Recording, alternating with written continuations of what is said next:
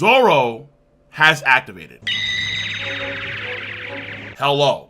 Roanoke Zoro, latest chapter One Piece, 997. Very impressive on this part. Handling Appu right then and there.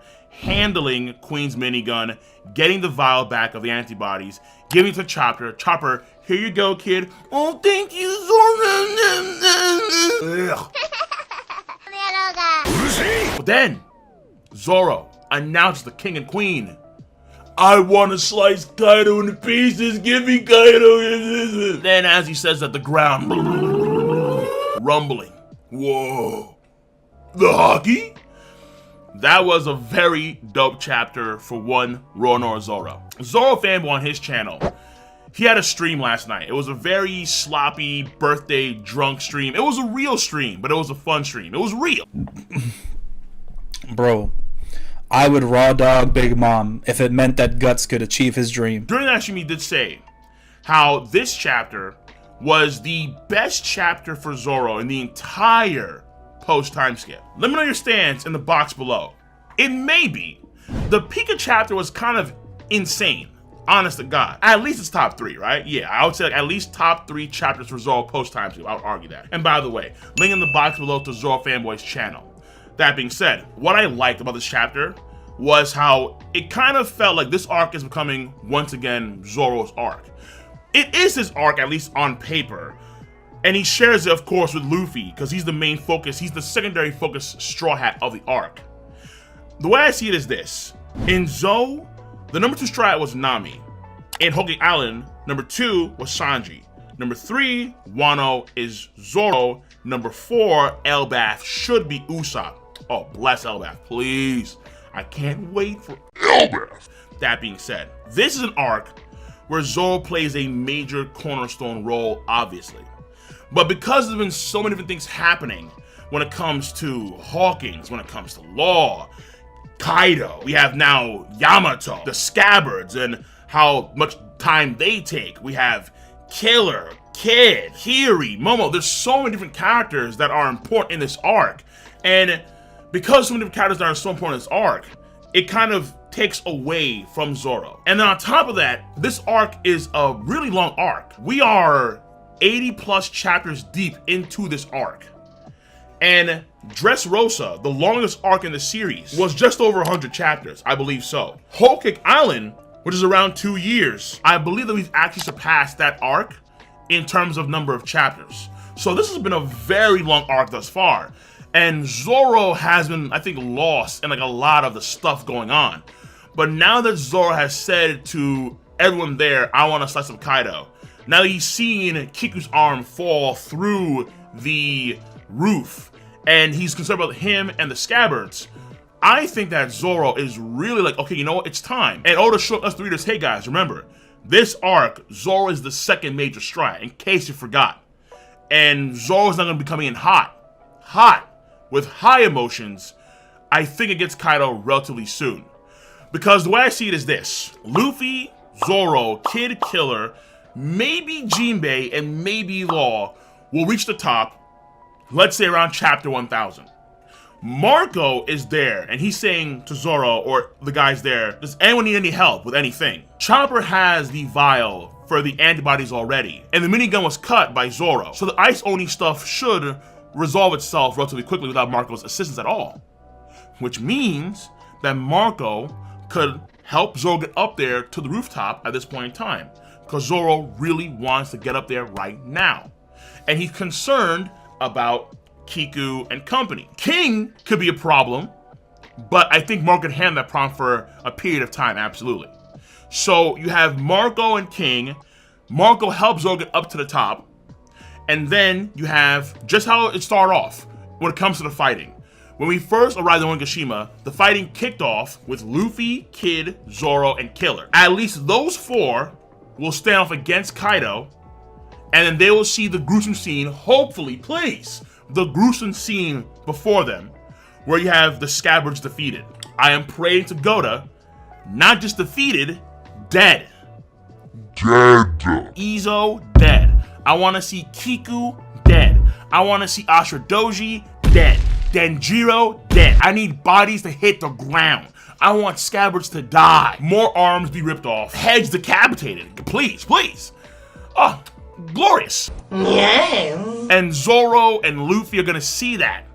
And they're gonna be pissed. And then imagine, as that scene unfolds itself with Luffy and Zoro to see, you have Onigashima now hovering above Wano Country in the capital, the Cloud Capital. And the citizens partying, have a good old time. Like, oh my god, yay! Yeah! Onigashima. It's like, what? And the fear and the horror. It's gonna be, it's gonna be delicious. Oh! For in the grim, dark future, there is only war. Please, please. I need to see terror. I need to see fear. And Zoro will probably play a role in sitting up there with the group as well, because these boys started off, so I can see chapter 1000 where these boys are going to be there from the Kaido as well. Law, I think he should be there too, honestly. Because Law and Luffy kicks off the entire thing on Back in Punk Hazard, Law should be there too. Absolutely. Yeah. Though what does concern me is Marco and his abilities, because Marco could do some Phoenix healing, holy... And then he heals... dude, please, just kill some scabbards. Oda, please, please, please. Kaido, please. Off screen or not, I don't really care. Just kill these guys.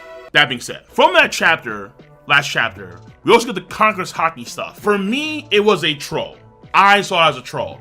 However, it also could be, like I said in the chapter live reaction, foreshadowing too. I'd argue if it is foreshadowing, I think it's kind of bad foreshadowing. The reason is because there's a standard for sure that Oda has. At least that's what we're accustomed to. There is a level of detail and depth that Oda normally goes to when it comes to his foreshadowing. Recall, Kanjiro. Kanjiro, the entire time, brushed with the left hand. The entire time, the entire series. And it was sloppy and it was crappy. All of a sudden, he's the bad guy. Brush on the right hand. And it is Da Vinci-like artwork. That is the level of foreshadowing that we're accustomed to when it comes to Ichiro Oda. So when Brook just says, Conqueror's Hockey, you beastly man, it could be foreshadowing for the future's arc. It could be, but it's bad foreshadowing because there's a standard that we know for Oda. There's a standard, and that is clearly well below standard. That's why I say it's more of a troll. But what I do like the most is how we're going back to Wano Country, which means, finally, in my mind at least, the Nyakitetsu is back in play. Ever since chapter 913, Zoro saw the Nyakitetsu. In my mind, why hasn't Zoro had the Nyakitetsu yet? It's there. Let him wield it. Hasn't even touched it yet.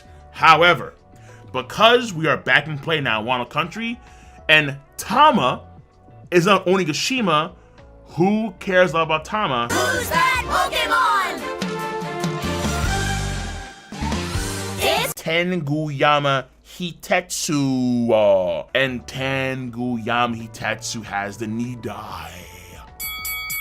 Thank God. Zoro, Luffy, Killer, Kid, minimum. This group fights against Kaido, okay? I'm of the mind that Luffy will lose second time around to Kaido, which in this case also probably means that Luffy and the group lose to Kaido second time round as well. That's what I honestly gotta believe. Now, or in this case, first time round. One of the big monkey wrenches is Big Mom. Like, she's a massive mega monkey wrench.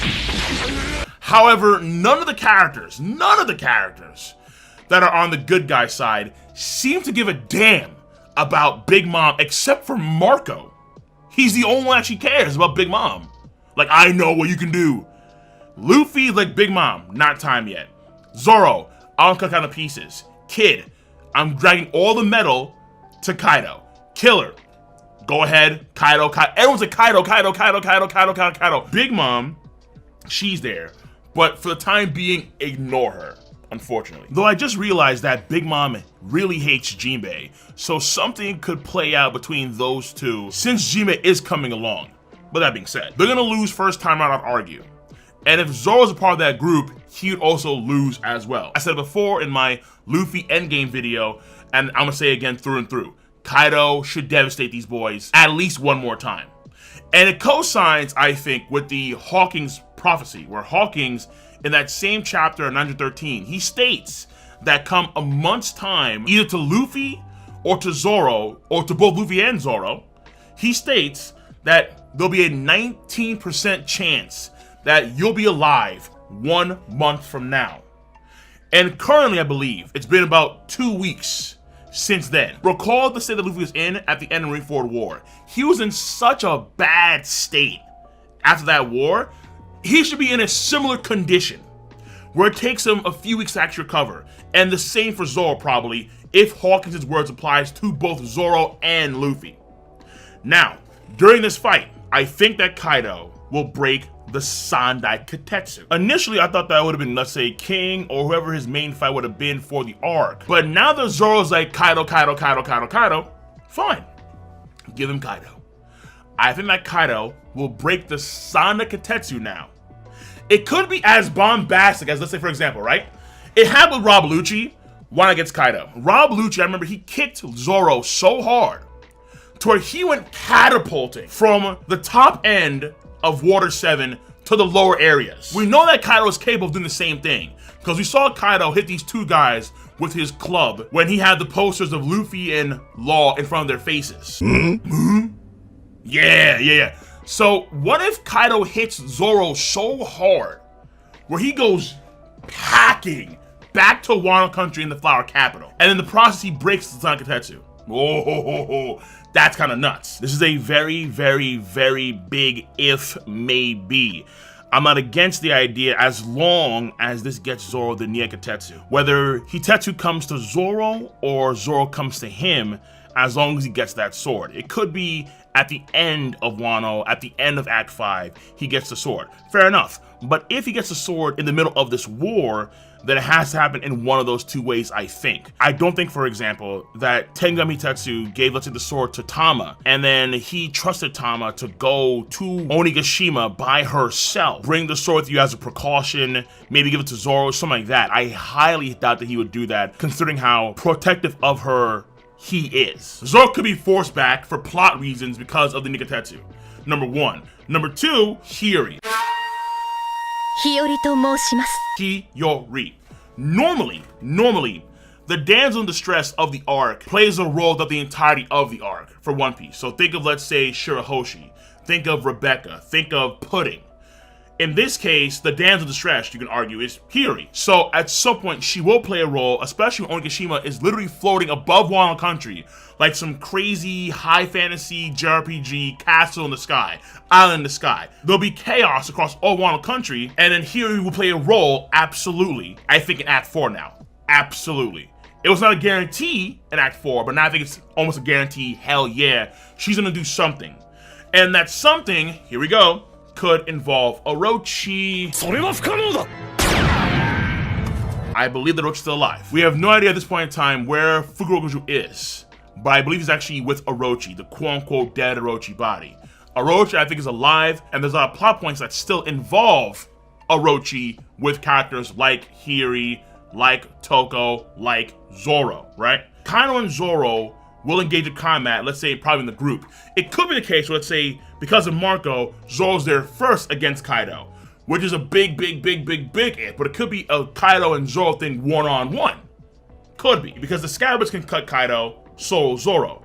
And because the Scabbards couldn't reopen the wound of Oden, Zoro probably will. That could be soon, or that could be later on in Act 4. Now, of course, this does depend on how many group fights will happen against Kaido. I would argue that there's going to be two. There could be just one long, drawn-out fight against Kaido. That could be the case here. And this is where I see Zoro shining amongst that group. It could be a one-on-one against Kaido, like I said before. However, if it's going to be one-on-one against Kaido on Zoro's part, then unfortunately, I just don't see that ending well for Zoro. I think no matter who you are, unless you're Shanks, I think one-on-one Kaido wins, okay? I think that lore, that legend still applies through and through. But Zoro could use the experience because that'll help him against Mihawk in the future. So on that note, I like how once again, we are kind of getting the notion of Zoro's, this is his arc. And just how Sanji had a big moment against a Yonko, saving the entire of Totland in Whole Cake Island. Like I've said before a few times now, Zoro can play a role against Kaido as well. Absolutely. Absolutely. Ladies and gentlemen, boys and girls, let me know your stance on the subject matter at hand. Be sure to rate the video. It is not that hard to do because I guarantee you all, you have a device called ZMouseShoe. You use ZMouseShoe to click, rate the video, to click, subscribe, to click on that bell to join the squad. And once again, of course, as always, let me know your stance on this one. Feel free to please do comment in the comment section down below. Peace out, y'all. Zoro activation. Let's see where this goes in the near future and maybe in the far future of Wano Country. Peace out. Have a nice one.